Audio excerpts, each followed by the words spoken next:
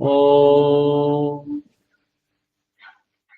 Bhurvassuvaha Tatsaviturvarenyam Vargo Devasya Dhimahi Dhiyo Yona Prachodayam. Om Shanti Shanti Shanti.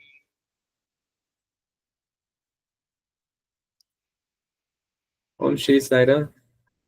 Oferecemos nossas mais humildes reverências aos divinos pés de lótus de Bhagavan Shri Satya Sai Baba. Então a gente vai continuar de onde a gente parou. A gente está no segundo capítulo. Possivelmente a gente deve terminar hoje o segundo capítulo. Vou ler então um parágrafo. Devoção, upavassa, literalmente significa estar próximo. Qual é a vantagem de estar próximo de Deus? Quando você está próximo de uma lâmpada, ela lhe concede luz, e com essa luz, você pode continuar sua rotina diária. Se você estiver próximo de um ar-condicionado, você terá um ar fresco e confortável. Se você ligar um aquecedor de ambiente, o clima frio será removido e você receberá um ar quente e confortável. O que está acontecendo em todos esses casos? Uma coisa é removida e outra coisa é adicionada. Nosso desconforto é removido e o conforto é adicionado. Do mesmo modo, quando você está próximo de Deus, suas más qualidades são removidas e as boas qualidades as substituem. Quando você está próximo de Deus, é possível para Deus projetar sua influência sobre você, derramar sua luz sobre você e verter seu amor sobre você. Esse é o benefício de estar próximo de Deus, o Pavassa. Portanto, nós devemos nos esforçar para estarmos sempre próximos e sermos queridos por Deus. Como? Tudo o que virmos, tudo o que fizermos, tudo o que dissermos, tudo o que pensarmos, deve ser feito como uma oferta para Deus. Essa é a maneira de se aproximar de Deus. Vou reler.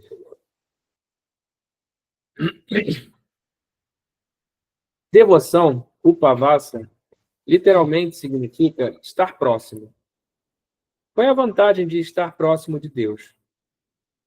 Quando você está próximo de uma lâmpada, ela lhe concede luz e com essa luz você pode continuar sua rotina diária. Se você estiver próximo de um ar-condicionado, você terá um ar fresco e confortável. Se você ligar um aquecedor de ambiente, o clima frio será removido e você receberá um ar quente e confortável. O que está acontecendo em todos esses casos? Uma coisa é removida e outra coisa é adicionada.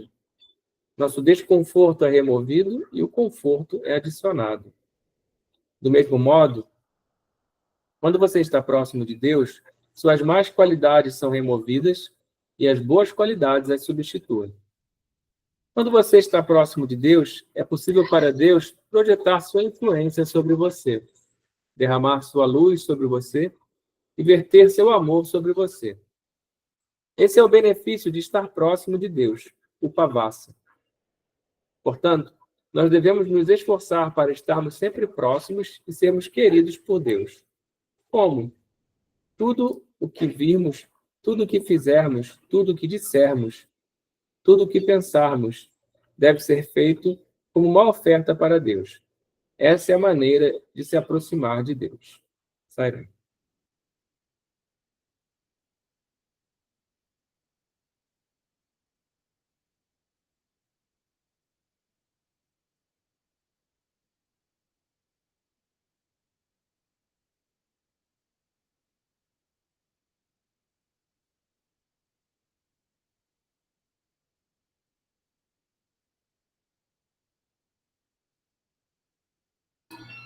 Sairam.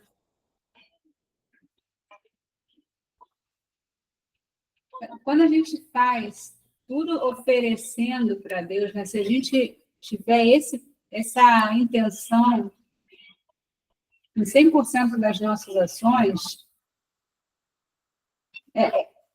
Deus vai estar muito presente, né? A gente o tempo inteiro está agindo. Se 100% dessa nossa ação for uma oferta para Deus, isso significa que Deus está no nosso pensamento 100% do tempo, né? Então, realmente, é uma maneira que ele coloca de se aproximar de Deus. E qual é a dificuldade disso? É quebrar o hábito de se identificar com o ego, né? Acho que essa é a grande dificuldade, né? Você parar de se identificar com o ego. Usar o ego para o que ele serve, porque ele tem a sua serventia, mas ele não é nós, né? Mas ele não é a nossa identidade. Mas a gente acha que é. Então, a gente acaba fazendo essas atividades, essas ações, pensando não em oferta para Deus, mas naturalmente, nem naturalmente seria, né? Mas eu acho que mecanicamente, automaticamente, a gente pensa que porque a gente precisa para fazer tal trabalho, porque a gente precisa ganhar dinheiro, porque a gente precisa da casa organizada, porque a gente precisa cuidar de pessoas. Mas se a gente sai desse automático e começa a ofertar tudo isso que a gente faz, achando que é para os outros ou que é para a gente, ofertar para Deus, né? Eu acho que realmente a gente vai ter essa, você está falando, vai se aproximar de Deus e vai ter o que ele falou, vai ter a luz dele, o amor dele, né? Essa presença dele muito mais viva, muito mais intensa. Para mim, né? Agora basta a gente sair desse modo automático. Não sairá.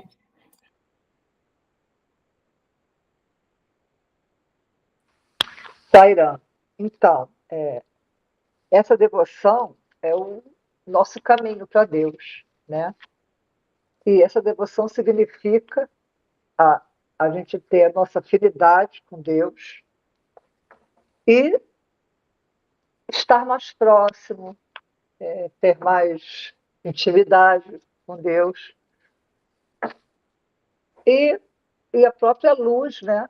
Que nos faz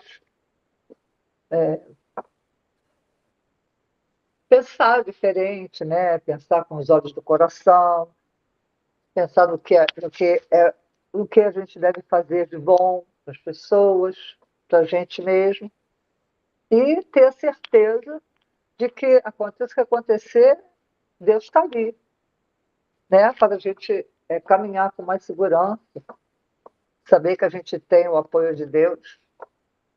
E é isso, Sairã.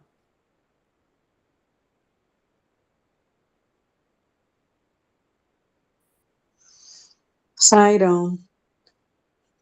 Eu acho que quem já experimentou, né, agir dessa forma que o Swami orienta, né, oferecendo cada ato a Deus, né, lembrar disso é muito importante, né, porque o ego se arvora, né, a gente acha que a gente é que faz tudo, e aí até esquece de oferecer.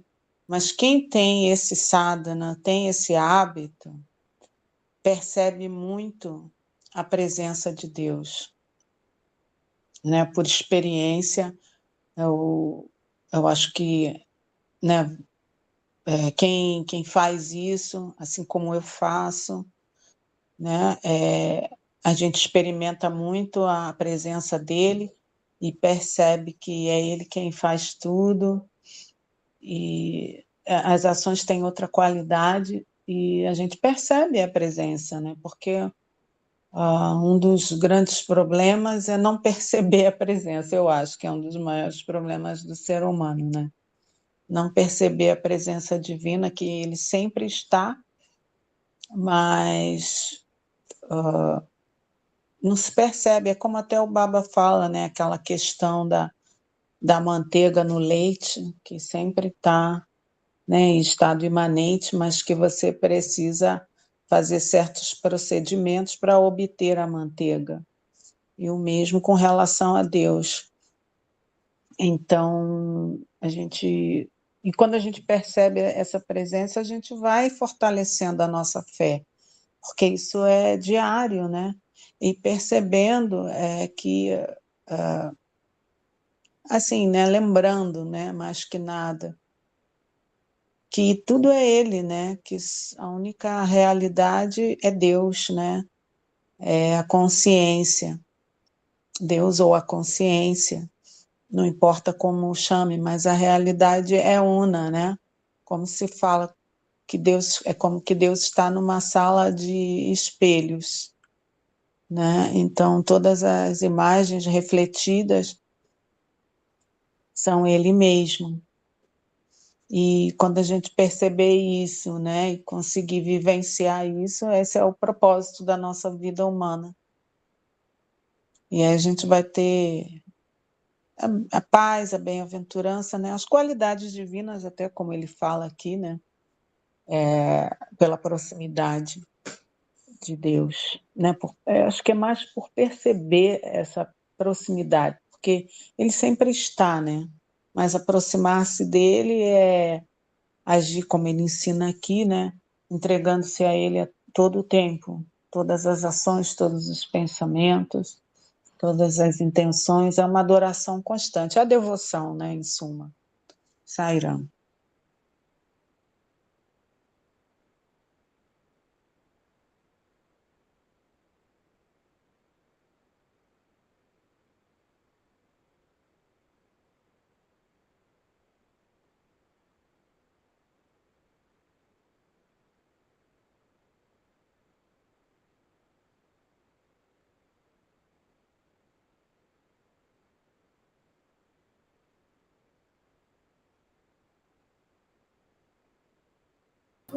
Sairá.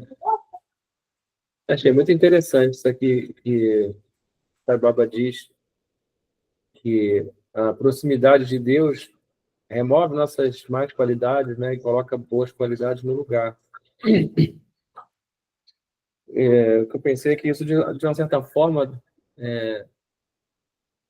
dá um certo sentido e um certo propósito aos momentos de dificuldade que a gente passa, né? Quando a gente naturalmente tende a buscar refúgio em Deus, né? Seja para pedir, né? Ou seja em busca do alívio do sofrimento, né? Seja para pedir uma mudança na situação, a gente, em momentos de dificuldade, naturalmente se volta mais para Deus, né? E o interessante é que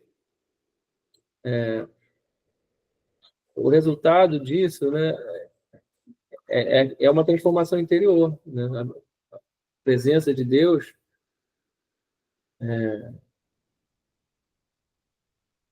vai fazer os nossos, as nossas más qualidades se transformarem em boas qualidades. E isso,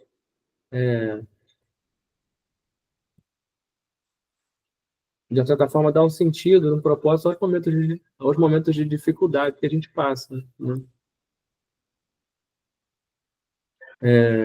Cada, cada vez que a gente chama por Deus, né? Cada vez que a gente repete o nome de Deus, Deus já está presente, né? Realmente nesse próprio ato de você buscar a presença de Deus. Sairá.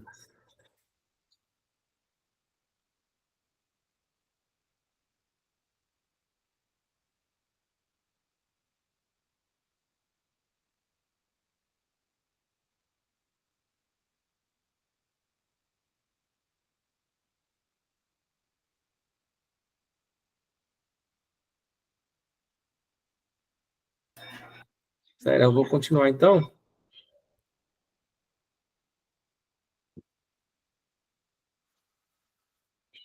Na devoção, você não deve apenas cultivar o amor, mas também executar alguns atos de amor.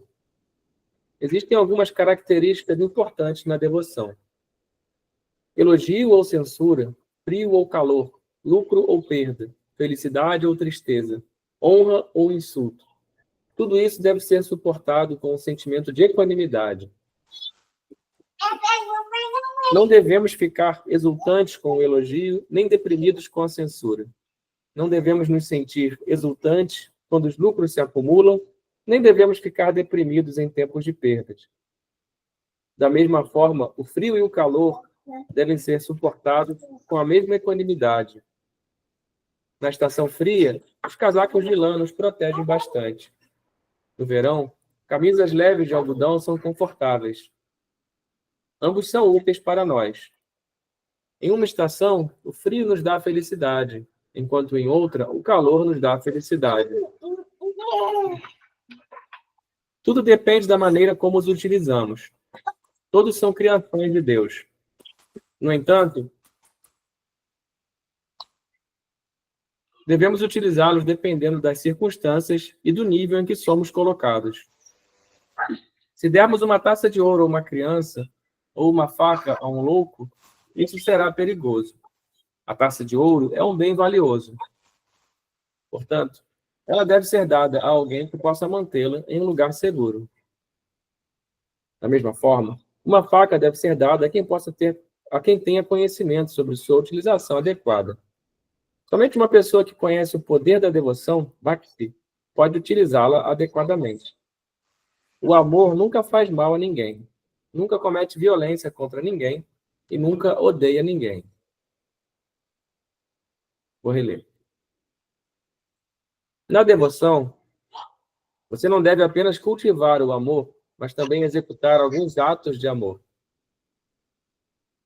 Existem algumas características importantes na devoção. Elogio ou censura, frio ou calor, lucro ou perda, felicidade ou tristeza, honra ou insulto. Tudo isso deve ser suportado com um sentimento de equanimidade. Não devemos ficar exultantes com o elogio, nem deprimidos com a censura. Não devemos nos sentir exultantes quando os lucros se acumulam, nem devemos ficar deprimidos em tempos de perdas. Da mesma forma, o frio e o calor devem ser suportados com a mesma equanimidade. Na estação fria, os casacos de lã nos protegem bastante. No verão, camisas leves de algodão são confortáveis. Ambos são úteis para nós. Em uma estação, o frio nos dá felicidade, enquanto em outra, o calor nos dá felicidade. Tudo depende da maneira como os utilizamos. Todos são criações de Deus. No entanto, devemos utilizá-los dependendo das circunstâncias e do nível em que somos colocados. Se dermos uma taça de ouro a uma criança ou uma faca a um louco, isso será perigoso. A taça de ouro é um bem valioso, portanto, ela deve ser dada a alguém que possa mantê-la em um lugar seguro. Da mesma forma, uma faca deve ser dada a quem tenha conhecimento sobre sua utilização adequada. Somente uma pessoa que conhece o poder da devoção, bhakti, pode utilizá-la adequadamente. O amor nunca faz mal a ninguém, nunca comete violência contra ninguém e nunca odeia ninguém. Sairão.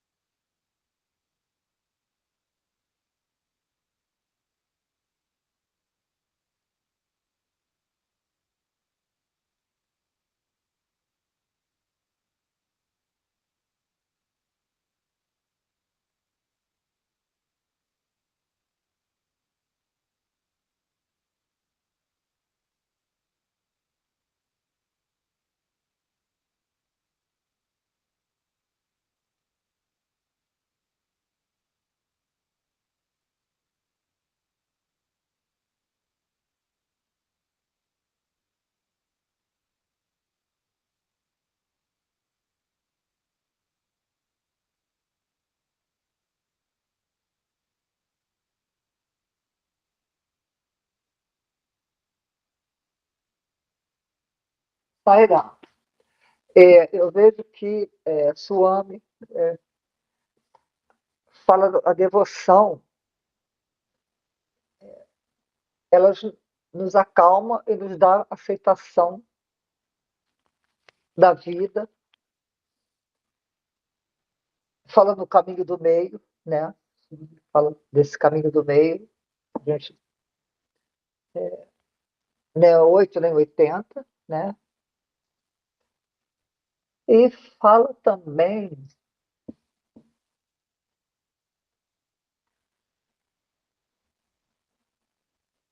isso, você, do fato de você ter aceitação das coisas e você ir se adequando às dificuldades que surgirem, né, dependendo do momento da sua vida, né?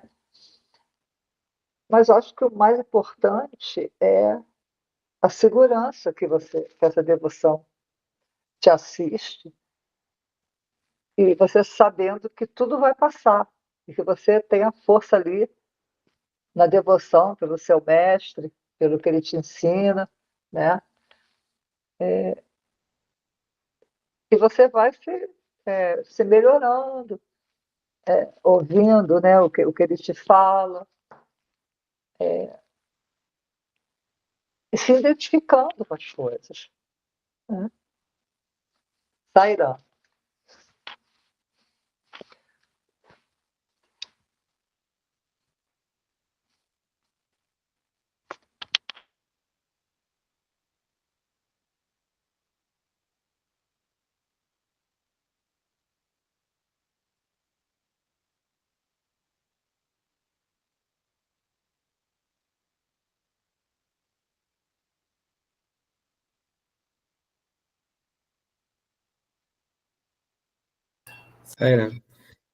Essa questão da equanimidade, ela aparece muito no discurso de Sai Baba, né? E aparece muito na Bhagavad Gita também, em vários momentos, como sendo a característica dos devotos, a característica dos gnanis. E, na verdade, ela é uma característica de quem já alcançou a realização.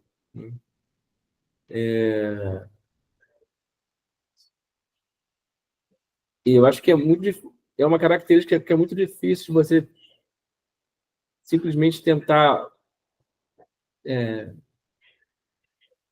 cultivar, né? Então, assim, eu acho que a colocação da Emília foi perfeita nesse sentido, né? De que, na verdade, o que ele está falando aqui não é para colocar um peso sobre os seus ombros, né? Que você tem que ser equânime, né? Na verdade, ele está te dando uma força para, né, para você suportar as dualidades, né, da vida, né? Então, eu nunca tinha visto isso, né, sob esse ponto de vista. Sayana.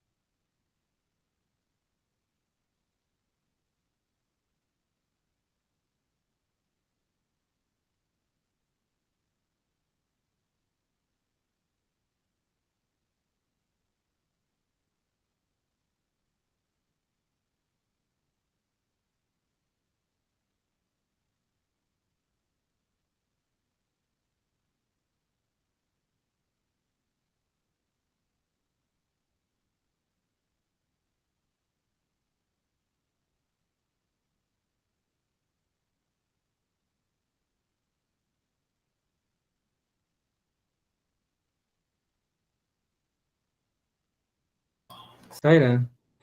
Se ninguém for comentar, eu vou prosseguir então a leitura.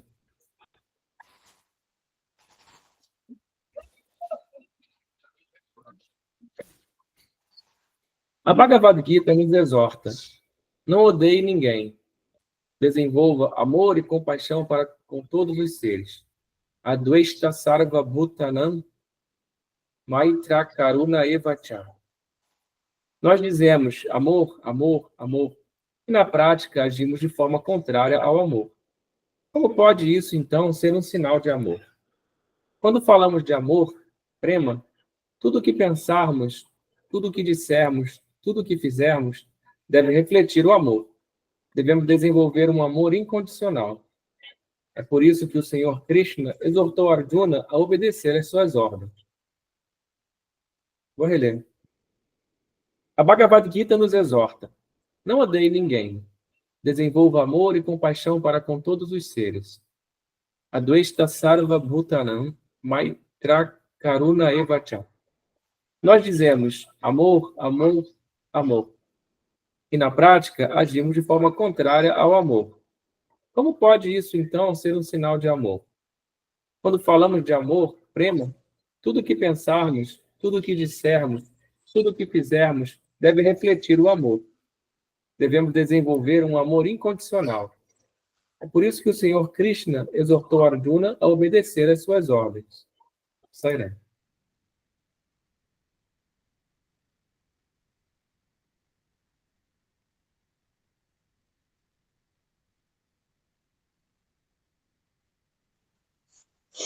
Taira,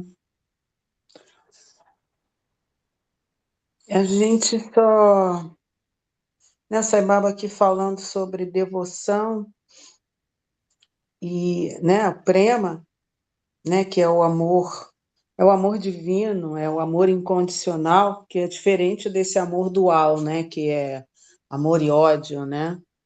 É um amor que está num nível acima, que é o amor divino, o amor incondicional. É desse amor que ele fala aqui. E a gente só consegue ter esse amor se a gente vê Deus em tudo e em todos. Eu penso assim, que enquanto a gente não conseguir ver Deus em todos, a gente não consegue viver esse amor. Porque esse amor é um amor divino, é um amor de quem está em devoção com Deus, né, em comunhão com Deus, e esse amor tão grande por Deus faz com que você veja Deus em tudo, que essa é a realidade, né, que Deus é tudo, né? Então, para ter esse amor incondicional, eu vejo assim, é só quando a gente vê mesmo Deus em tudo e em todos. Do contrário, é esse amor dual que hoje você ama, amanhã a pessoa faz alguma coisa que te contraria, ou, né, ou ela muda, você já não ama mais, né? Você já não, já tem, né, já tem outro sentimento com relação àquela pessoa, né? Uma coisa assim que tá o sabor no, sei lá, os teus amigos, aqueles que te apoiam, que te elogiam, que estão a teu favor, esses você ama. Aqueles que te causam problemas, né? Você tem antipatia de vários níveis, né? E pode chegar ao ódio, né? Isso não é o amor divino. O amor divino, né? O prema, né? Que até no sânscrito são palavras diferentes, né? Há palavras diferentes para designar o amor. O prema, como aqui, né? Tá no texto, é o amor divino, que é esse amor incondicional. Então, é na nossa prática diária, né, de devoção e de como aqui ele enfatiza de novo o que ele já disse no outro parágrafo, quando ele fala aqui da prática, né, do amor, né, que ele diz que é necessário realizar atos de amor, não adianta ficar falando amor, amor, amor e ter contradição, né, e na prática não fazer nada, né, que esteja de acordo com esse amor. Essa prática é o servir a Deus, né, em todos os seres. Sairam.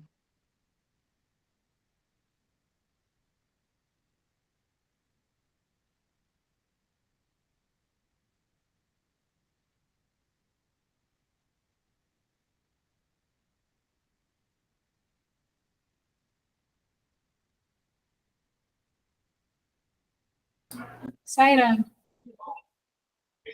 o que refletindo, né, essa questão do amor incondicional, e a nosso pensamento, né? O pensamento que vem muitas vezes, como é difícil amar alguém que faz uma coisa errada, como é difícil amar uma situação tal, como é difícil amar papapá. Mas todas essas vezes que me veio essa reflexão foi isso, a gente está, é uma condição. É difícil amar aquilo que está errado porque está errado, é condição, está errado. Eu estou condicionando meu amor. E por que é difícil? Porque eu ainda estou na dualidade, né? Ainda não atingi essa compreensão interna de unidade. Então, preciso continuar, né, me dedicar, continuar me dedicando e ser mais amorosa comigo quando eu desviar e também de dar espaço para eu ter essa lembrança, para eu poder, como eu falei anteriormente, né, sair desse automático. Esse automático condiciona, né? Então, é aquilo que é mutável. Então, por isso que, quando eu penso em alguma situação ou qualquer outra coisa que a mim gere uma repulsa, eu penso, é difícil amar isso, né? Porque eu estou condicionando. O que a Bárbara está falando aqui é de um amor não condicional. Então, a gente entender que o que nós entendemos, pelo menos o que eu entendo como amor, ainda é condicional. Ainda é condicional. Aquilo que eu acho que é o sentimento, talvez esse amor que ele esteja falando nem seja um sentimento, não sei. Porque eu nunca tive essa experiência, sinceramente, né? Talvez até um pequeno vislumbre, né? Mas, e por isso, porque às vezes a gente sonha, né? Que sai baba, e a gente se acorda, né? Aquela bem-aventurança ali, né? Ou tem um sonho assim também inspirado, né? Espiritualmente inspirado, que a gente fica naquela sensação de bem-aventurança por 1, 2, 3 dias, né? Foi um negócio assim bastante. A Sueli, a Edina e a Emília, né? Que foram a Praxante Milan. Eu imagino que essa sensação de estar lá, né? Tenha perdurado assim um tempo bem, bem grande, né? Mas, de qualquer maneira, acaba. Tá? Preciso ter esse momento de poder não tomar o caminho, de poder escolher não entrar no automático, né? Poder escolher agir de outra forma, que não seja aquela que eu já estou condicionada a agir. Sério.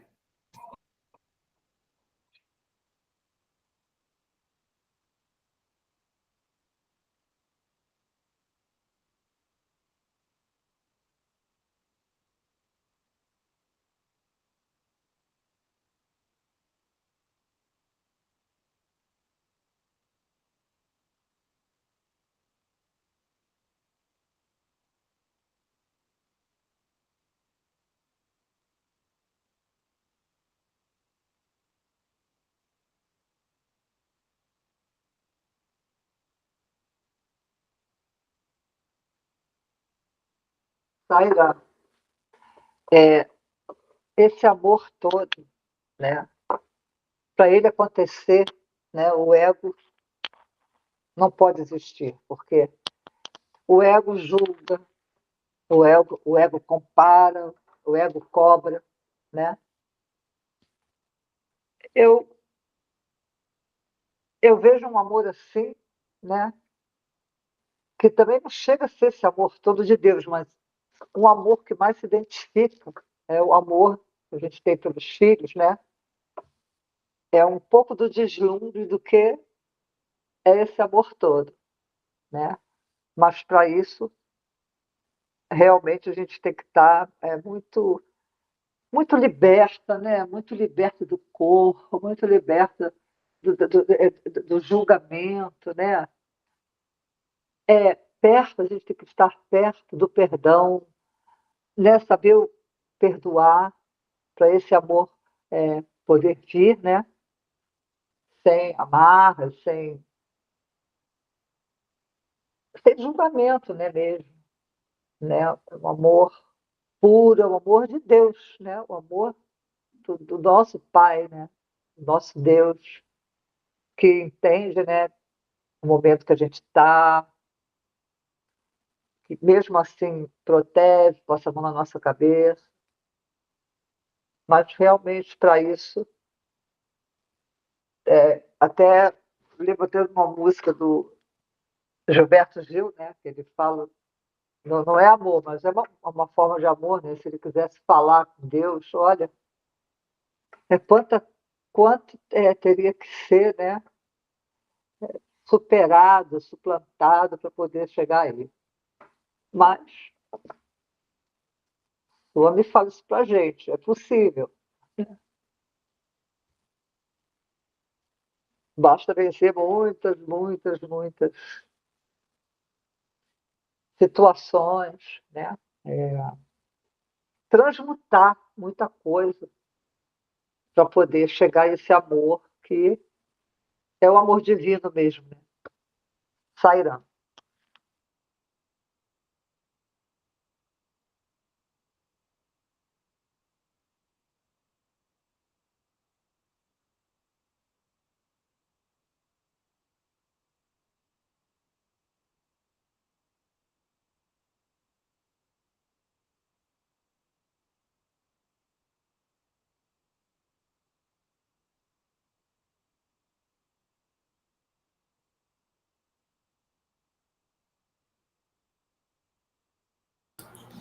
Saira, vou continuar então?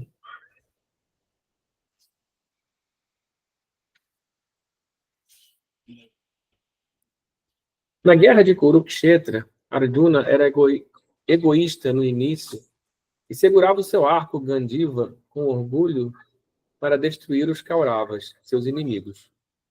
Justamente no momento do começo da guerra, ele largou o seu arco Gandiva e sentou-se na carruagem com um sentimento de tristeza e desânimo nascidos de seu ego, pensando que ele seria o assassino daqueles guerreiros. Quando o Senhor Krishna ensinou a ele a Bhagavad Gita e explicou a ele sua situação correta, isto é, que ele era apenas um instrumento, nimitta matra, nessa guerra, Arjuna realizou sua loucura e se prostrou diante do Senhor Krishna, dizendo: agirei de acordo com as suas instruções. Karishye Vachanam Tava. Até então, Krishna e Arjuna eram cunhados. Mas quando Arjuna disse: agirei de acordo com as suas instruções, Karishye Vachanam Tava, eles se tornaram guru e discípulo. O relacionamento deles agora se transformou no relacionamento entre Deus e seu devoto. A transformação mental é necessária para cada devoto. Sem isso, qualquer quantidade de devoção e proximidade será inútil. Você deve tentar executar suas ações de acordo com os tempos. Quando, onde e como maximizar o seu tempo, falaremos amanhã. Prashant Nilayan, 3 de agosto de 1984. Vou reler. Na guerra de Kurukshetra, Arjuna era egoísta no início e segurava o seu arco, Gandiva, com orgulho para destruir os Kauravas, seus inimigos. Justamente no momento do começo da guerra, ele largou o seu arco Gandiva e sentou-se na carruagem com um sentimento de tristeza e desânimo nascidos de seu ego, pensando que ele seria o assassino daqueles guerreiros. Quando o Senhor Krishna ensinou a ele a Bhagavad Gita e explicou a ele sua situação correta, isto é, que ele era apenas um instrumento, nimitta matra, nessa guerra, Arjuna realizou sua loucura e se prostrou diante do Senhor Krishna, dizendo: agirei de acordo com as suas instruções. Karishye Vachanam Tava. Até então, Krishna e Arjuna eram cunhados, mas quando Arjuna disse: agirei de acordo com as suas instruções, Karishye Vachanam Tava, eles se tornaram guru e discípulo. O relacionamento deles agora se transformou no relacionamento entre Deus e seu devoto. A transformação mental é necessária para cada devoto. Sem isso, qualquer quantidade de devoção e proximidade será inútil. Você deve tentar executar suas ações de acordo com os tempos. Quando, onde e como maximizar o seu tempo, falaremos amanhã. Sairá.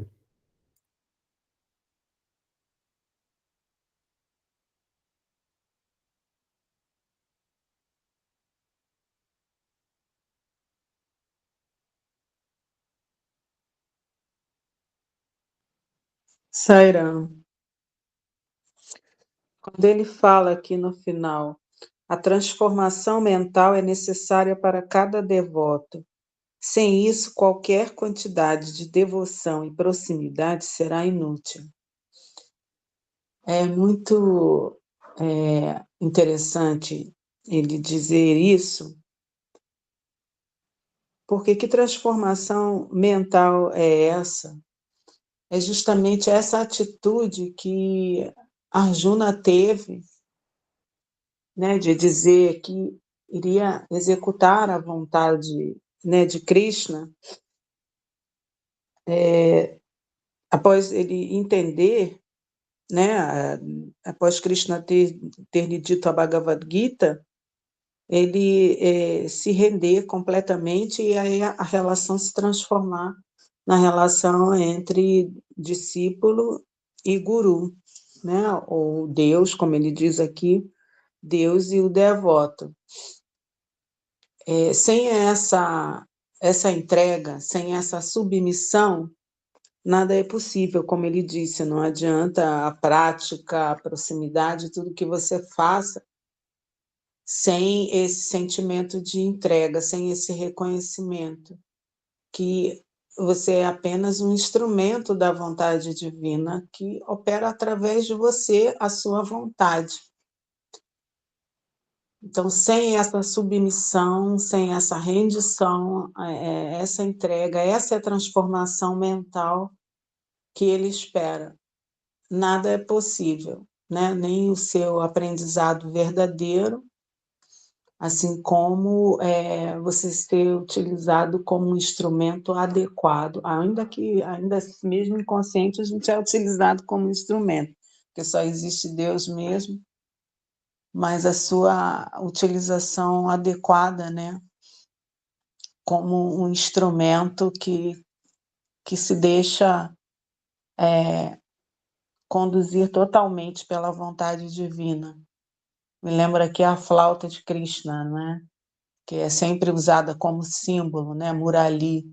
O nome da flauta de Krishna é Murali, né, onde ela toca docemente a melodia de que Krishna sopra através dela. É apenas um instrumento, quem toca a melodia é Krishna. E a gente precisa ser oco, assim como essa flauta, como Murali.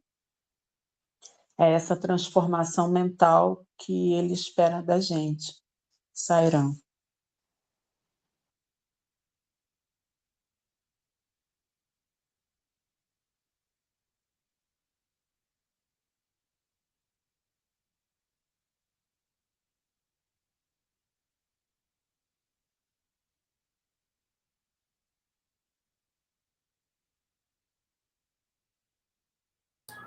Sairã, sempre que eu vejo, né,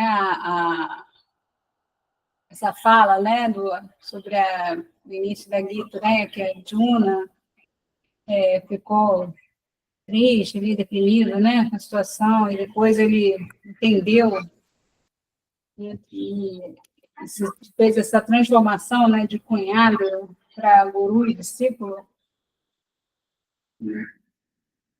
E aquela coisa, pô, mas é claro, né, a pessoa está com Krishna ao seu lado, como é que aquele ato encorajado pelo próprio Krishna pode ser ruim? Como ela pode hesitar, né? Tendo Krishna ao seu lado. No entanto, é porque estamos vendo de fora, né? Sob uma outra perspectiva está sendo visto, e eu tô vendo isso com um conhecimento prévio de que Krishna é a encarnação divina. Um conhecimento prévio do final do enredo, né? Mas na nossa vida, né, a gente não tem esse conhecimento prévio do futuro. Pelo menos eu não tenho, né? Quer dizer, eu sei que a gente vai se iluminar, mas o que a minha ação aqui agora tá, né? Eu não tenho essa percepção, que, como a Arjuna não estava tendo, de Krishna ser o próprio Deus, né? Eu tenho a percepção de que o Rubens é meu marido, que Maria é minha filha, José é meu filho, né? Vocês são meus amigos, né? Estamos aqui estudando, temos afinidade em relação a interesses espirituais.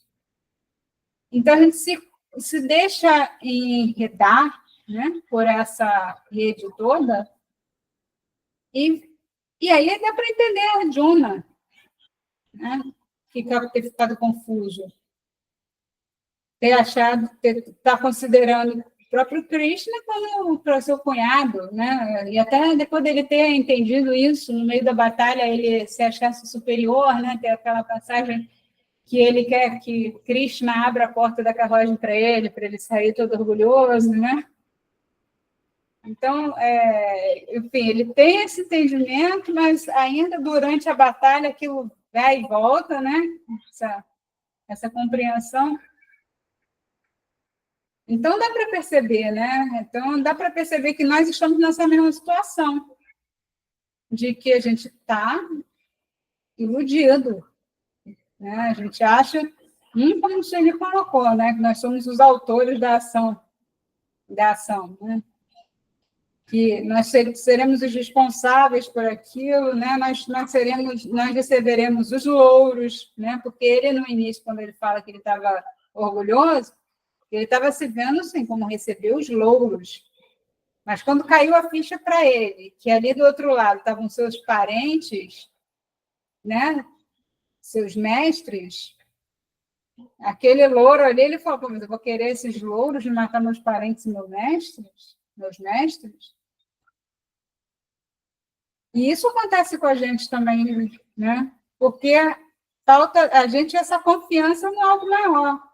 A gente fica achando que nós somos os autores, que a nossa decisão, né, tem assim uma importância, tá, né?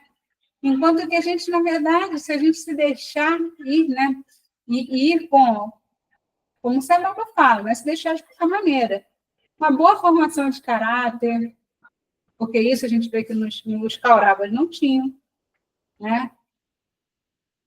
Essa fé que o Sai Baba fala, o amor. Então, a gente vai tomar as boas decisões naturalmente. A gente precisa, enfim, se entregar e estar sempre atento nessa questão de trabalhar no nosso caráter. Isso sim, né? Mas deixar um pouco essa parte do como fazer, né? Como fazer para deixar essa parte de se sentir o autor da ação? E entregar, né? Não só, como ele fala antes, né? Não só oferecer todas as ações a ele, como oferecer todos os frutos das ações a ele também. Então, a gente precisa pensar nisso no nosso dia a dia. Como fazer isso diariamente? Né? A gente olhando assim um exemplo de Arjuna e Krishna, a gente acha que é fácil, mas é fácil para ele porque ele está com Krishna, mas e para mim? Eu não estou com Sai Baba, não foi Sai Baba que foi lá? Cada um aqui tem a sua história, mas não foi Sai Baba que foi ali e me buscou? Né? Por que eu não vou ter essa? Por que eu me sinto insegura? Por que eu me sinto igual a Arjuna muitas e muitas vezes? Sério?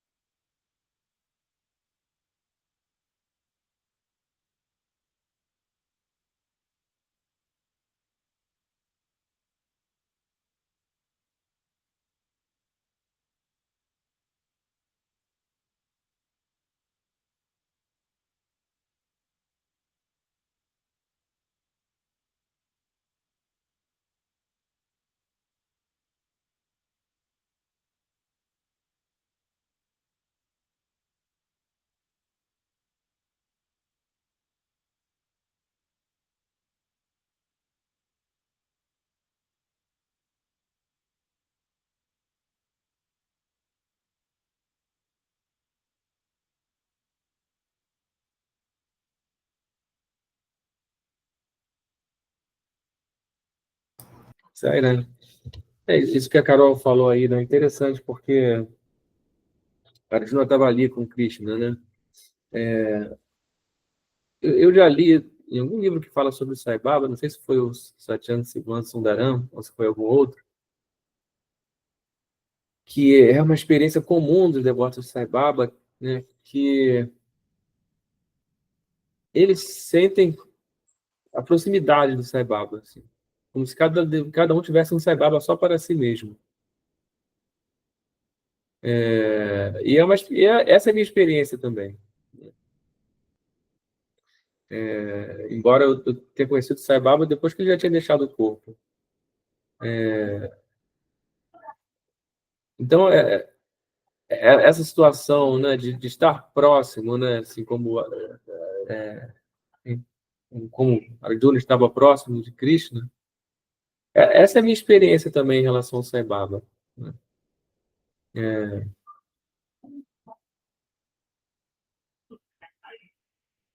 então, eu consigo me colocar nessa situação também. Acho que e acredito que todos consigam, né? Todos os devotos, né? E isso é um sentimento que a gente tem, né, assim, que é bem profundo, na verdade, né? Não é assim como se a Sai Baba fez uma aparição, assim, né? Não, simplesmente eu sinto isso, né? Então consigo me colocar nessa situação também, né? Consigo me colocar me ver nessa mesma condição, assim, dessa relação entre Arjuna e Krishna.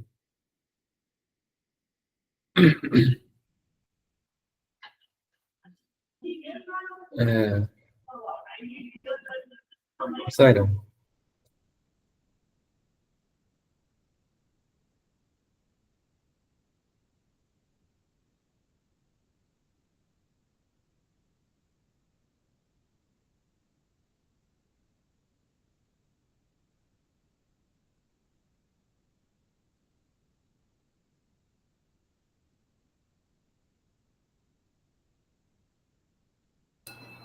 Sairá.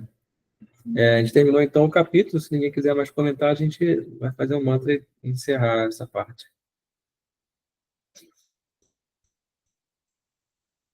Om